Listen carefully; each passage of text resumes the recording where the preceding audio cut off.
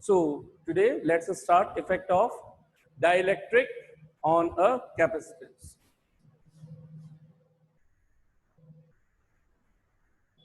Effect of dielectric on a capacitance या on a capacitor भी लिख सकते हैं, on a capacitor या capacitor. जल्दी से ये बताने के लिए, वैसे आप लोगों को पता है कि डाइलेक्ट्रिक मटेरियल्स क्या होते हैं, फिर भी मैं एक बार वापस से रिपीट कर देता हूँ कि व्हाट आर डाइलेक्ट्रिक मटेरियल्स. ठीक है, बीच में भी आया था ये हमारा इलेक्ट्रोस्टैटिक के अंदर, उस टाइम भी मैंने बताया था, या फिर कंडक्टर्स इंसुलेटर्स के टाइम पे भी बताया था कि व्हाट आर डाइलेक्ट्रिक्स. तो dielectrics are those materials which actually are non conductors, which actually are non conductors. आप बोलना चाहे तो इंसुलेटर भी बोल सकते हैं, लेकिन इंसुलेटर के अंदर उनके कुछ स्पेशल केस, या ज्यादा बेटर हमेशा वर्ड रहता है नॉन कंडक्टर्स, है ना, जो कंडक्ट नहीं करते. 1 सेकेंड भाई. So dielectric materials are those materials which are actually non-conductors. So लेकिन अगर उनको, ये जैसे हमने देखा था, इफेक्ट देखा था कि प्लास्टिक की चेयर पे आप बैठे हो, रब हो रहे हो, static electricity, static charges create होते हैं, उसके थ्रू स्टैटिक इलेक्ट्रिसिटी क्रिएट हो जाती है. यानी कि कुछ ऐसे मटेरियल जो जनरली अपने में से कभी भी करंट को पास नहीं होने देंगे, और उनके अंदर खुद के through flow of charge possible नहीं होता, क्योंकि उनके अंदर number of electrons, free electrons होते ही नहीं है, या होते हैं तो बहुत ही नेग्लिजिबल होते हैं. यानी कि उनके अंदर फ्लो ऑफ चार्ज करने वाले चार्ज कैरियर जो है फ्लो होने के लिए वो है ही नहीं. ठीक है, लेकिन एक सर्टेन सिचुएशंस के अंदर क्या होगा कि वो अपने थ्रू इलेक्ट्रिक फेनोमेनन को होने देंगे, इलेक्ट्रिक फील्ड के इफेक्ट को आगे जाने देंगे अपने थ्रू, इलेक्ट्रिक फोर्स को एक्सर्ट करवा देंगे खुद डायरेक्टली ना करके. कुछ इस तरह की चीजें हो जाएंगी. तो इसका मतलब उनमें होता क्या एक्चुअल में, उनमें फ्री इलेक्ट्रॉन्स नहीं होते. लेकिन ये चीज हमें सभी को पता है कि दुनिया को कोई भी मैटर हो, matter not metal, and every matter is made up of atoms, atoms, molecule, and finally उनके अंदर क्या होते हैं, इलेक्ट्रॉन, प्रोटॉन, न्यूट्रॉन की कॉन्फ़िगरेशन होती है. नहीं कि सभी के अंदर चार्जेस तो होते ही हैं, क्योंकि एटम्स के अंदर इलेक्ट्रॉन्स, प्रोटॉन मौजूद है, and electrons are continuously moving in their orbit. अगर उनको किसी तरीके से एनर्जी दी जाए तो based on the classification of the material की मेटल है तो कम एनर्जी दोगे और उसमें से वो बाहर आ जाएंगे, and they will be moving in their lattice structure, या अपने जो क्रिस्टल स्ट्रक्चर है, या जो भी उनका एटॉमिक स्ट्रक्चर, या फिर जो भी मेटल, जो भी मैटर है आपका वो पर्टिकुलर, उसके सरफेस पर वो कंडक्शन शेल के अंदर मूव कर सकते हैं इधर से उधर, कोई दिक्कत नहीं होती. तो उनको बोलते हैं फ्री इलेक्ट्रॉन्स. थोड़ी सी एनर्जी दी, फ्री होकर के बाहर आ गए, कंडक्शन शेल के अंदर आ गए, और उस कंडक्शन शेल के अंदर आराम से घूम सकते हैं. अपने एटम का साथ छोड़ चुके हैं, अपने मटेरियल का साथ नहीं छोड़ा है, कंडक्शन शेल के अंदर चल रहे हैं वो. ठीक है, तो वहां पर वो जो उसका क्या था, जेड है ना, न्यूक्लियर चार्ज था, तो उससे वो फ्री हो चुके हैं. 1 सेकेंड भाई. सो तो क्या बोल रहा था मैं, हाँ, तो जो कंडक्शन शेल के अंदर वो आराम से फ्री होते हैं. लेकिन जो कुछ दूसरे मटेरियल हैं जो हम जिनको हम नॉन मेटल्स बोल रहे हैं या नॉन कंडक्टर्स बोल रहे हैं, इलेक्ट्रॉन्स तो उसमें भी है, लेकिन ये इलेक्ट्रॉन अपने कभी भी एटम का साथ छोड़ करके नहीं जाते. तो छोड़ के नहीं जाते, लेकिन उनकी कॉन्फ़िगरेशन को रीओरिएंट जरूर किया जा सकता है. उनको पहले वालों के कंपैरिजन में बहुत ज्यादा एनर्जी दोगे तो माइट भी वो छोड़ सकते हैं. ठीक है, तो उनको कहने का मतलब है बहुत ज्यादा हाई एनर्जी प्रोवाइड करनी पड़ती है, तब जाकर के उसमें से कुछ एक इलेक्ट्रॉन थोड़ा बहुत इधर उधर चले गए, या अपनी ओरिएंटेशन या मोमेंट उन्होंने चेंज कर दी, ऐसा कुछ कुछ हो जाएगा. ठीक, वही चीज यहां पर हो रही है.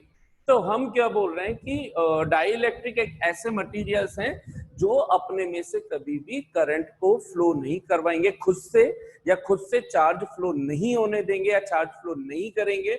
उसका रीजन उनके पास फ्री इलेक्ट्रॉन्स नहीं है. लेकिन अगर उनको किसी एक्सटर्नल फील्ड में रख दिया जाए तो उस स्ट्रॉन्ग एक्सटर्नल इलेक्ट्रिक फील्ड के कारण उनकी जो मॉलिक्यूलर कॉन्फ़िगरेशन है, यानी कि प्लस माइनस की जो ओरिएंटेशन है, वो चेंज हो जाएगी. और जो शुरू में अगर कोई नॉन पोलर रहा होगा तो वो पोलर सब्सटेंस के अंदर कन्वर्ट हो जाएगा.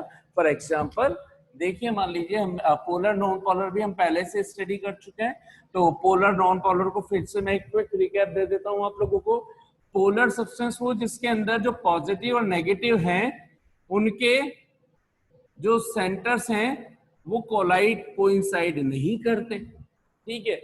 पोलर सब्सटेंस वो होता है, और नॉन पोलर वो जिनके पॉजिटिव और नेगेटिव क्या होते हैं, कोइंसाइड होते हैं। इस वजह से इनको बनाने का तरीका ऐसे लिखते हैं कि इनके सेंटर एक तरह से अगर समझेंगे तो एक ही पॉइंट पर लाई कर रहे हैं, है ना।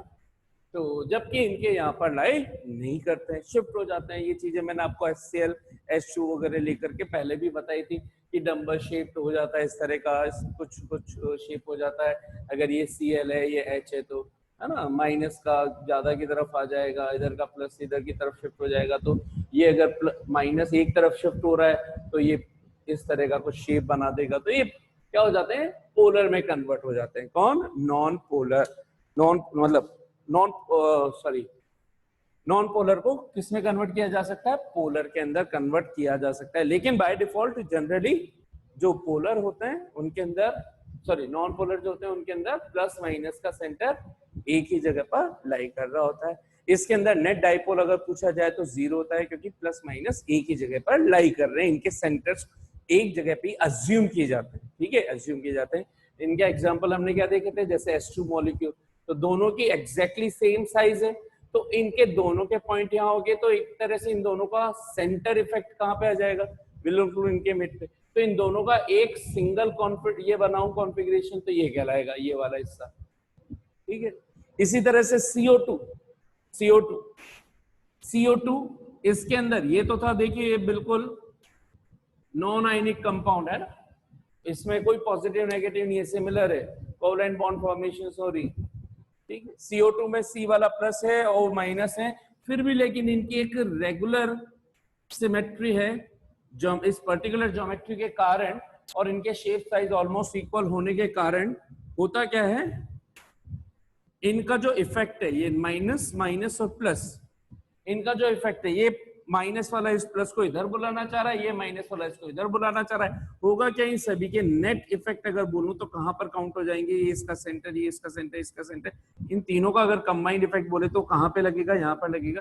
तो ये भी हम बोलेंगे कि यहीं पे ये सभी प्लस माइनस का इफेक्ट एक ही सेंटर पे आ गया, इसलिए ये भी क्या है, नॉन पोलर है। लेकिन H2O में ऐसा नहीं होता, ठीक है, NH3 में ऐसा नहीं होता। उसके अंदर अगर ये H है, ये O है, ये H है, तो अब इस H का प्लस ये है, इसका प्लस ये है, और इसके माइनस का सेंटर ये है, ये H, ये प्लस का सेंटर, ये प्लस का सेंटर। ये प्लस वाला चाहता है माइनस मेरी तरफ आ जाए, ये प्लस वाला चाहता है माइनस मेरी तरफ आ, माइनस वाला चाहता है ये दोनों प्लस, क्योंकि लेकिन हाइड्रोजन के कंपैरिजन में ऑक्सीजन बड़ा है, और ऑब्वियस सी बात है हमेशा कोई भी फोर्स लगाएगा तो छोटे वाले को मूव करना पड़ेगा, बड़ा वाला कभी भी मूव नहीं करता। अगर फोर्स का इफेक्ट अगर कहीं पे विजिबल है तो हमेशा छोटा वाला बड़े वाले की तरफ ओरिएंट होता है, कभी भी बड़ा वाला छोटे के अकॉर्डिंग नहीं चलेगा। ठीक वैसे जैसे सन के चारों तरफ बाकी के सारे प्लैनेट्स हैं, बाकी सारे प्लैनेट्स के कारण सन मूव नहीं कर रहे, ठीक है। तो यही चीज, मून अर्थ के चारों तरफ मूव कर रहा है, अर्थ मून के चारों तरफ मूव नहीं कर रही, अर्थ सन के चारों तरफ मूव करी, तो ठीक है ऐसे ही। तो ये इस नेगेटिव को अपनी तरफ बुलाना चाह रहे थे ये दोनों मिलकर के, लेकिन क्योंकि साइज में है बहुत छोटे, इतने से ये इतने से, और उनके कंपैरिजन में ऑक्सीजन इतना बड़ा है, तो ये दोनों कितना भी फोर्स लगा रहे हैं ये इसको नीचे नहीं ला सकते। लेकिन इसने क्या किया, ये जो शुरू में रहना ऐसे चाह रहे थे, लेकिन इन पर जो लोन पेयर बोन पेयर जो आप लोगों ने केमिस्ट्री में पढ़ा होगा, I am not going to discuss about that, है ना, जो इस पर इलेक्ट्रॉन पेयर हो जाता है यहाँ पर, तो उसके कारण जो रिपल्शन फोर्स वगैरह लगता है तो वो इनको इधर की तरफ डिक्रीज कर देता है एक पर्टिकुलर एंगल पर, 108 समथिंग आपने पढ़ा होगा, है ना, केमिस्ट्री में आपने सारी चीजें कर रखी होंगी। तो पॉजिटिव होता है तो ये नेगेटिव इनको यहाँ पे करवा देता है। अब देखें तो ये इन दोनों का इफेक्ट यहाँ आ रहा होता, अगर केवल दो होते तो हम बोल देते कि यह यहाँ पे लाई कर जाता है, लेकिन यहाँ पे दूसरा भी तो इसका यहाँ आ रहा है, इसका मतलब ये सिंगल पॉइंट पर तो लाई कर नहीं रहे, तो ये क्या है, नॉन पोलर। ठीक इसी तरह से अमोनिया होता है NH3 है ना, पिरामिडल ट्रायंगुलर पिरामिडल शेप, तो वो है नॉन पोलर। नॉन पोलर को हम रिप्रेजेंट कैसे करते हैं फिर, रिप्रेजेंट करने का उनका तरीका है प्लस माइनस के थ्रू उनको रिप्रेजेंट करना। कैसे? नॉन पोलर का रिप्रेजेंटेशन ये है और पोलर का नॉन पोलर। अगर भाई बीच में अगर मैंने कहीं बाय डिफॉल्ट मतलब बाय मिस्टेक अगर कुछ बोलते टाइम मेरे को थोड़ा सा ध्यान नहीं रहा, नॉन पोलर जिसके प्लस माइनस सेम जगह पर है, पोलर प्लस माइनस दूर दूर है, जिसमें डाइपोल मोमेंट है, जो भी एग्जांपल दिए थे HCl, NH3, H2O, ठीक है, जिनके सेंटर एक जगह पे लाई नहीं कर सकते, कोइंसाइड नहीं कर सकते, वो सब कहलाएंगे पोलर। और जिनके सेंटर्स एक जगह पे लाई कर रहे होंगे, H2, Cl2, O2, ज्योमेट्री के बेस पर CO2, ये सब क्या है? Non polar. पोल्स जिसमें क्रिएट ना हो, ऐसे याद रखो, है ना, मेरे से भी बार बार मिस्टेक हो जाती है बोलते टाइम जनरली, तो अगर मैंने कहीं बोला हो तो जस्ट फॉरगिव मी, है ना। तो जिनके भी पॉजिटिव नेगेटिव के सेंटर्स अगर एक ही जगह पे लाई करेंगे तो वो कहलाएंगे नॉन पोलर, उनमें पोल्स नहीं बनेंगे, पॉजिटिव अलग नहीं होगा, नेगेटिव अलग नहीं होगा, नॉन पोलर। पोलर वो जिसमें प्लस अलग जगह पे माइनस अलग जगह पे एक डाइपोल फॉर्म हो रहा हो, पोल्स बन रहे हो, जैसे नॉर्थ पोल साउथ पोल होता है वैसे पॉजिटिव पोल और नेगेटिव पोल, ये दो पोल हो, उसको हम क्या बोल रहे हैं? पोलर एलिमेंट्स या पोलर मटेरियल्स। तो ये कैसे दिखेगा? ये प्लस ये माइनस अलग अलग, फिर इसको बनाने का तरीका इसका कुछ इस तरीके से होता है, ये प्लस माइनस इस शेप के अंदर हम जो बोलते हैं वो कौन रहते हैं? Polar materials. और इनके एग्जांपल मैंने क्या बताया? H2O और क्या हो गया? NH3 हो गया, जिनके अंदर भी आप देख लीजिएगा इलेक्ट्रॉन पे प्रेजेंट होगा जनरली, वो एक कोई ना कोई एक परमानेंट डाइपोल सिस्टम रख रहा होगा, है ना, अपनी स्ट्रक्चर, और जिसके अंदर एक बहुत छोटा मटेरियल पॉजिटिव हो और एक बहुत बड़ा मटेरियल नेगेटिव हो साइज के अकॉर्डिंग, तो वो भी जनरली क्या दे रहे होंगे? एक डाइपोल मोमेंट दे रहे होंगे, यानी कि वो किस कैटेगरी में आ जाएंगे? पोलर एलिमेंट में। अब पोलर जो एलिमेंट हैं और ये सभी के सभी जनरली क्या है, जब इस फॉर्मेट में है या इस फॉर्मेट में है तो है तो भी मॉलिक्यूल यानी कि न्यूट्रल कंपाउंड, और सभी की सभी नॉन कंडक्टिंग भी है, ठीक है। तो हम ये बात कर रहे हैं कि ये सब डाइइलेक्ट्रिक की फॉर्म में हो सकते हैं क्या? बिल्कुल हो सकते हैं। जो नॉन मेटल्स होंगे वो सभी के सभी डाइइलेक्ट्रिक की टर्म्स में काम में ली जा सकते हैं। कब? जब उनको एक स्ट्रॉन्ग एक्सटर्नल इलेक्ट्रिक फील्ड में रखें, चाहे पोलर हो चाहे नॉन पोलर हो, और रखने पर चाहे पोलर हो चाहे नॉन पोलर हो, वो सभी के सभी अगर कोई डाइपोल क्रिएट कर जाए, डाइपोल क्रिएट करने का मतलब है उनका पॉजिटिव एक तरफ शिफ्ट हो जाए, नेगेटिव एक तरफ शिफ्ट हो जाए। कैसे होता है वो जल्दी से समझ लेते हैं। ये कैपेसिटर की बात चल रही है तो कैपेसिटर से ही समझेंगे हम इनको, ठीक है। ये पॉजिटिव है और ये नेगेटिव है। इन जनरल भी आप समझ सकते हैं कि कोई इलेक्ट्रिक फील्ड है, पॉजिटिव नेगेटिव का मतलब क्या हो गया? एक electric field, external electric field आप इधर ही एस्टेब्लिश कर रहे हो, ये देखो, तो आप चाहे इससे समझो चाहे इस कैपेसिटर से समझो, दोनों का मतलब सेम है।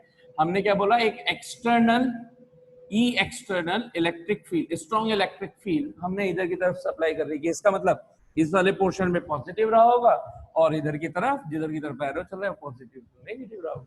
अब इसमें आपने कोई मटीरियल रख दिया, वो मटेरियल रख दिया। अब ये पता करना है कि भैया कि ये डाइइलेक्ट्रिक है कि कंडक्टिंग मटेरियल है, ठीक है, तो या प्योर इंसुलेटर है। तो चेक करने का तरीका भी देख लेते हैं और ये भी देख लेते हैं कि डाइइलेक्ट्रिक में कैसे होता है। तो पहले मैं चेक करवा देता हूँ आपको, है ना। अगर मान लीजिए कंडक्टर होता तो उसमें होते प्लेंटी ऑफ फ्री इलेक्ट्रॉन, बहुत सारे फ्री इलेक्ट्रॉन, बहुत सारे, मतलब जहां जरूरत है वो इलेक्ट्रॉन तुरंत कूद करके बाहर आएंगे, ठीक।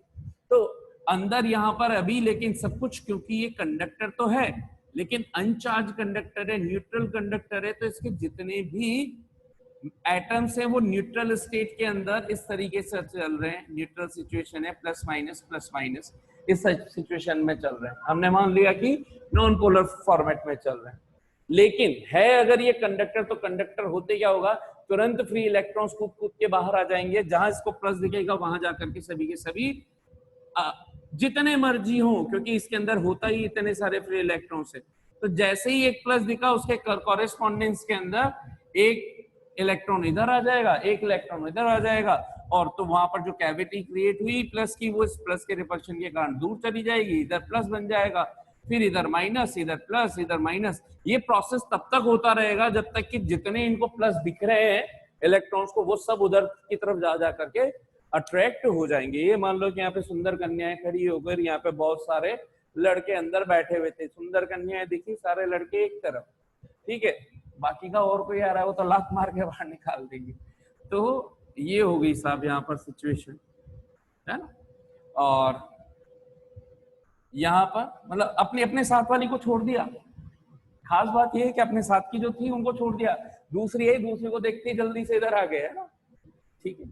तो ये पॉजिटिव, तो बेचारी जो अकेली रह गई वो इधर हो गई, ये दूसरे बाहर वाले आ गए नेगेटिव वाले, है ना, इधर सुंदर कन्याएं दिखी, बाहर वाले आ गए इधर की तरफ की। तो ये प्लस माइनस, तो होगा क्या बेसिकली कि जब भी प्लस माइनस होगा यानी कि electric field, external electric field होगा, कंडक्टर आप रखते हो तो उसके अंदर के इलेक्ट्रॉन जल्दी से कूद कूद करके पॉजिटिव की तरफ चले जाते हैं, पॉजिटिव नेगेटिव की तरफ चला जाता है। तो एक्सटर्नल इलेक्ट्रिक फील्ड तो थी बाहर, ठीक है, मान लीजिए इसकी वैल्यू दे देते हैं 100 की थी, है ना, 100 न्यूटन पर कूलम की मान लेते हैं साथ, एफ बाई क्यू होता है ना, F is equal to Q, E is equal to F by Q, newton पर कूलम की थी। तो अब इसमें से इतने सारे फ्री इलेक्ट्रॉन्स हैं इसके पास, वो जब तक ये खत्म ना हो जाए ना तब तक आते रहेंगे, क्योंकि हर एक पेयर एक अपोजिट में इलेक्ट्रिक फील्ड को कैंसिल आउट करता रहेगा। क्यों करता रहेगा? क्योंकि ये जो लड़का इधर आया ना सुंदर कन्या को देख करके, उसकी खुद की कन्या इसको वापस कहेगी चल इधर आ, इसके इफेक्ट को कैंसिल करना चाहेगी। किसके इफेक्ट को? जो ये इफेक्ट थी बाहर वाली कन्याओं के इफेक्ट को, ये वाली अंदर वाली कन्या इसके इफेक्ट को कैंसिल करना चाहती है। समझ में आई बात? तो क्या करेगी ये सब इन पर तब तक क्या करती रहेंगी, इलेक्ट्रिक फील्ड प्रोड्यूस करती रहेंगी जब तक इसका खुद का इलेक्ट्रिक फील्ड, किनका इलेक्ट्रिक फील्ड, ये जो चार्ज इंड्यूस हुए, इंड्यूस बोल दो, पोलर बोल दो, ये क्या हो जाए 100 के बराबर ना हो जाए।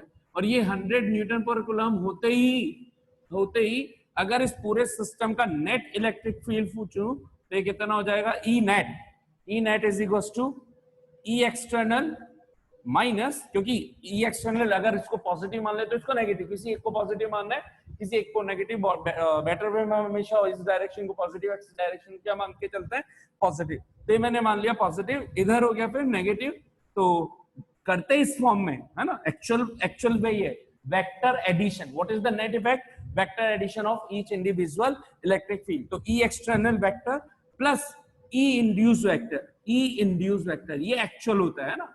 लेकिन बुक्स में अब कैसे लिखा हुआ मिलेगा आपको, जब वेक्टर हटा दूंगा तो मैग्नीट्यूड प्लस डायरेक्शन, तो इसको ई एक्सटर्नल प्लस का क्या बोल दूंगा, तो इसको ई इंड्यूस माइनस का क्या बोल दूंगा, तो ये हो जाएगा मेरा प्लस का 100 और ये हो जाएगा माइनस का 100। तो 100 और 100 क्या हो जाएंगे 0, यानी कि ई नेट क्या आ जाएगा 0। तो हमने बोला भैया इसी वजह से तो हम बोलते हैं कि किसी भी कंडक्टर के अंदर हमेशा नेट इलेक्ट्रिक फील्ड क्या रहता है, हमेशा 0 रहता है। ठीक है, अंदर की कन्या हमेशा अपने अपने बंदों को कभी भी कहीं और दूसरी जगह पे नहीं जाने के, तो इस वजह से इलेक्ट्रिक फील्ड हमेशा 0 रहता है। ये बात समझ में आ जानी चाहिए अच्छे से, ठीक है। चलिए आगे बढ़ते हैं।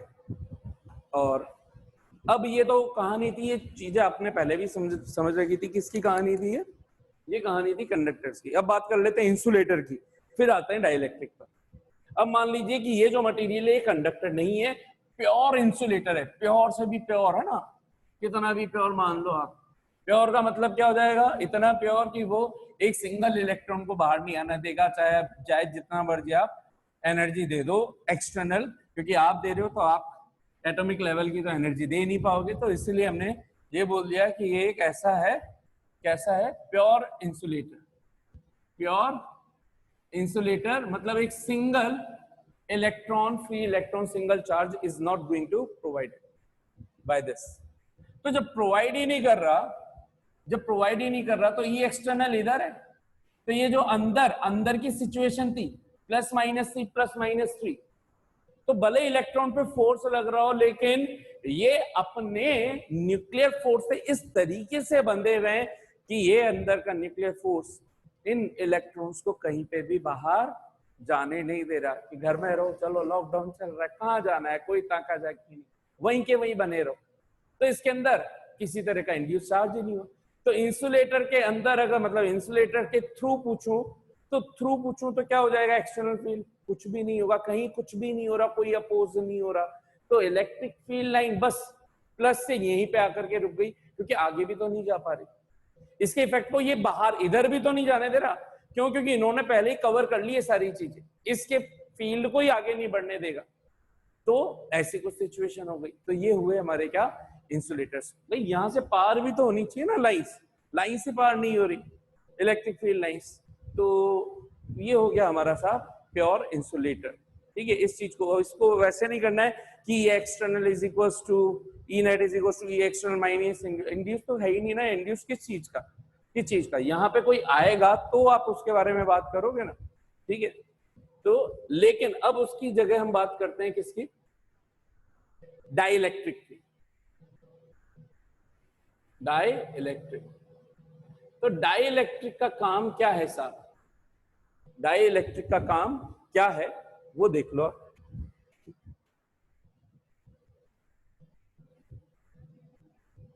तो डाइलेक्ट्रिक मटेरियल, जिसको हमने एयर को भी इस तरह का डाइलेक्ट्रिक मीडियम मान रखा है, जिसकी डाइलेक्ट्रिक कांस्टेंट या इलेक्ट्रिक परमिटिविटी कितनी होती है, 1 होती है ना। सबसे कम परमिटिविटी किसकी होती है, एयर की होती है, सबसे कम परमिटिविटी। ठीक है, जो अब एयर की परमिटिविटी का मतलब क्या हुआ है, परमिटिविटी वो जो इलेक्ट्रिक फेनोमेनन को अलाउ करे, और सबसे कम किसकी बोल रहे हैं, इलेक्ट्रिक की। ठीक है, अच्छा, बाकी सबकी उससे ज्यादा होंगी, ज्यादा होंगी। अच्छा, अब क्या हुआ, डाइलेक्ट्रिक, डाइलेक्ट्रिक में क्या है, प्लस माइनस तो है, लेकिन ये प्लस माइनस के अंदर और कंडक्टर के प्लस माइनस में, अगर इसको हम नॉन पोलर मान करके भी काम कर रहे हैं, तो पोलर है तब तो पहले से ही प्लस माइनस इस फॉर्मेट में नजर आई जाएंगे आपको। ठीक है, अगर आप यहां पर बोलो तो ये तो मैंने इस बहुत सारे व्यूज दिखा दी इनमें से, लेकिन क्या होता है कि जब स्ट्रॉन्ग एक्सटर्नल इलेक्ट्रिक फील्ड लगाया जाता है तो इनमें से कुछ एक जो आसपास आजू बाजू वाले होंगे, इन पर जरूर फोर्स ऑफ अट्रैक्शन लगना स्टार्ट हो जाता है। ये बेचारे पैक पड़े हुए इधर उधर के, ठीक है। तो बिल्कुल अंदर और बाहर के अंदर जो बिल्कुल कॉर्नर्स पे होंगे, आप ये मान लीजिए उनमें से भी कुछ एक है ना, कोई इधर उधर हुआ तो थोड़ा सा माइनस जल्दी से क्या हो जाएगा, इधर आ जाएगा, लेकिन ये अट्रैक्शन अभी भी लग रहा है। तो अब समझाने के लिए हम कैसे समझाते हैं इसको, इसी वे में समझाते हैं कि ये देखिए सबका ओरिएंटेशन, सबका मतलब इनमें से कुछ फ्यूज है ना, कुछ का, सिर्फ कुछ का, ये इधर क्या हो जाएगा, ये प्लस हो जाएगा और ये माइनस हो जाएगा, सिर्फ कुछ का। अगर मान लीजिए यहाँ पे 100 कूलम चार्ज है, तो उनमें से यहाँ मान लीजिए कि ऑलमोस्ट 20-25 कूलम का ही ये सिस्टम हो रहा है। जैसे एक इधर बना दिया, एक यहाँ पे बना दिया, उसके रेस्पेक्ट में एक यहाँ बना दिया, ये सभी के सभी बुक्स में आपको पूरा फील्ड मिलेगा, उससे कंफ्यूज नहीं होना, क्योंकि कंफ्यूजन क्या होता है, फिर 2-3 बच्चों ने मेरे से पूछा कि यार सर ये जितने प्लस उतने इधर बना दिए, उतने इधर बना दिए, तो फिर तो सब कुछ तो बराबर हो गया, फिर तो external field net electric field 0 हो जाना चाहिए। तो वही मैं बोल रहा हूँ कि आपको क्या बताया जा रहा है, बताया यही जा रहा है कि डाइलेक्ट्रिक में कुछ ही अट्रैक्ट होकर के अपने प्लस माइनस को नॉन पोलर से पोलर में कन्वर्ट कर रहे हैं, और इस तरीके का कुछ सिस्टम दिख रहा है। और इसी सिस्टम को जब हम ढंग से दिखाते हैं तो बस इसी चीज को बोल दिया जाता है इस तरीके से। ये तो है प्लेट्स,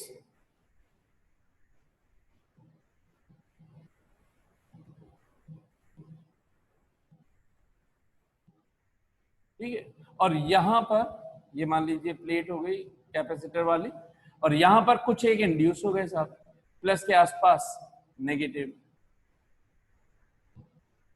और नेगेटिव की तरफ पॉजिटिव। तो देखिए यहां पर मैंने बहुत ज्यादा बना दी और यहां पर कम बना दी। इससे फायदा क्या हुआ कि फिर से अगर वैल्यूज माने तो वो आसान हो जाएगा। अगर ये 100 न्यूटन पर कूलम था, तो ये प्लस से माइनस, प्लस से माइनस, प्लस से माइनस, ये जो इंड्यूस चार्ज हो रखे थे ये सब क्या है, इंड्यूस हुए, ठीक है, इंड्यूस हुए, किनके थ्रू हुए, और ये क्या बन चुके हैं, पोलर। तो इनको बहुत सी बार पोलर की टर्म्स में ईपी भी बोल सकते हैं, और इंड्यूस की टर्म में आप ईआई भी बोल सकते हो, तो आपकी जो इच्छा हो। तो ई इंड्यूस लिख देता हूं मैं पूरा का पूरा, जिससे आपको ध्यान रहे। ई इंड्यूस यहाँ पे मान लिया 1 2 3 4, और ये सारे 1 2 3 4 5 6 7 8 9 10 मिलकर के 100 का है, तो ये 4 मिलकर के हो गया मान लीजिए 40 का, 40 न्यूटन पर कूलम। इनकी डायरेक्शन किधर हुई, इधर की तरफ, माइनस आई क्या, इसकी डायरेक्शन किधर है, प्लस आई क्या। तो अगर मैं ई नेट पूछूंगा तो ई नेट क्या हो जाएगा साहब, यहाँ पर ई external plus E induce vector form में टोटल, है ना। बुक में हर जगह आपको फिर डायरेक्ट माइनस हुआ मिलेगा, एक्चुअल में वैल्यू विद साइन रख रहे हैं, तो वहां पर फिर क्या करते हैं, वेक्टर ना लिख करके इसको ऐसे लिख देते हैं, ई एक्सटर्नल माइनस ई इंड्यूस, वेक्टर हटा चुके होते हैं। इस चीज का आप स्पेशली ध्यान रखना, और कहीं नहीं हटा हुआ है तो अब उसको आप मिस्टेक मान लेना या प्रिंटिंग मिस्टेक मान लेना, या फिर ध्यान नहीं दिया होगा, बाय डिफॉल्ट समझाने का वे ये होता है। तो 100 आई कैप प्लस 40 माइनस आई कैप, देखो ये एक्चुअल में ये हुआ, तो फाइनल आंसर क्या है, 60 i cap. Final net electric field finally क्या हो चुकी है, रिड्यूस हो चुकी है। इलेक्ट्रिक फील्ड फाइनली क्या हो चुकी है, रिड्यूस हो चुकी है। 3 कॉन्सेप्ट हो गए हमारे पास तैयार सर, है ना, कि जब अगर कंडक्टर को डाल देंगे तो उसके अंदर इलेक्ट्रिक फील्ड हो जाएगी टोटली ई नेट कितनी हो जाएगी, 0। आप चाहो तो इंसुलेटर के लिए बोल सकते हो कि ई एक्सटर्नल कितना बने रहेगा, ई एक्सटर्नली, क्योंकि अंदर कोई इंड्यूस हुआ ही नहीं, तो ई एक्सटर्नल था, ई एक्सटर्नली बना रहा। डाई इलेक्ट्रिक के अंदर कुछ एक, है ना, नॉन पोलर से पोलर में कन्वर्ट हो गए, इन्होंने इलेक्ट्रिक फील्ड को क्या कर दिया है, रिड्यूस कर दिया है, रिड्यूस कर दिया। तो सर इतनी सारी कहानी जो रामायण हमने पढ़ी, इसका सेंस क्या निकला, इसका सेंस अभी आगे काम में आएगा। अब आपका पॉइंट नंबर 1, सबसे पहला पॉइंट जो आपको ध्यान रखना है, कंडक्टर इंसर्ट करेंगे अगर कैपेसिटर्स के बीच में, एक्सटर्नल इलेक्ट्रिक फील्ड के बीच में, तो नेट इलेक्ट्रिक फील्ड हो जाएगी कितनी, 0। सभी लोग अगर किसी भी कंडक्टिंग मीडियम को इंसर्ट कर दोगे दो पैरेलल प्लेट कैपेसिटर्स के बीच में, इसको डाइलेक्ट्रिक की जगह अगर मानता मैं कंडक्टर, तो हर जगह पे हर प्लस के कॉरेस्पॉन्डेंस में एक नेगेटिव इधर चल रहा होता और इधर नेगेटिव के कॉरेस्पॉन्डेंस में एक पॉजिटिव चल रहा होता, तो नेट इलेक्ट्रिक फील्ड इस सिस्टम की कितनी होती, एवरीवन, पूरे सिस्टम की 0। पहला पॉइंट क्लियर। डाइलेक्ट्रिक की बात करें तो बताइए, नेट इलेक्ट्रिक फील्ड रिड्यूस हो गई, इंक्रीज हो गई या 0 हो गई, नेट इलेक्ट्रिक फील्ड पूरे सिस्टम की रिड्यूस। इस, है ना, ये 2 पॉइंट अब माइंड में ध्यान रखने कि हमें इलेक्ट्रिक फील्ड को रिड्यूस करवाना है, इंक्रीज करवाना है कि 0 करवाना है, और वो इस कॉन्सेप्ट पे आप पे चलेगा कि रिड्यूस का कॉन्सेप्ट उठाना है कि 0 करने का कॉन्सेप्ट उठाना है, वो देखते हैं अभी हम, है ना, इसके जस्ट बाद। तो यहां तक कि ये सारी चीज, पहले तो डाइलेक्ट्रिक क्या होता है, मटेरियल क्या होता है, मेरे हिसाब से ये तो समझ में आ ही गया होगा आपको। और डाइलेक्ट्रिक फील करने पर इलेक्ट्रिक फील्ड पे, नेट इलेक्ट्रिक फील्ड, सिस्टम की इलेक्ट्रिक फील्ड पे क्या फर्क पड़ता है, वो भी आप लोगों को समझ में आ गया होगा। तो यहाँ तक की सारी कहानी कितनों को अच्छे से क्लियर हो चुकी है, ठीक है। तो अब इसमें ये वाला जो एक्चुअल टॉपिक चल रहा है वो अभी स्टार्ट ही नहीं हुआ, वो अभी नेक्स्ट क्लास के अंदर हम स्टार्ट करेंगे। तो यहाँ पर आपने सीख लिया 2 मेन कॉन्सेप्ट अभी तक, कि electric field, net electric field 0 for conductors, for dielectric it will be reduced, है ना, फाइनली रिड्यूस हो जाएगी। इसी का कुछ लॉजिक लगाएंगे, क्यों, क्योंकि हमारा कैपेसिटर का जो फॉर्मूला होता है वो होता है C = Q/V, और V is directly proportional to E होता है ना, वेद बता रखा है मैंने बहुत बार फॉर्मूला, V = ED। तो अब हमारा, मुझे बताइए, अगर वैसे अभी कभी भी क्लास खत्म हो जाएगी, ठीक है, अगर मुझे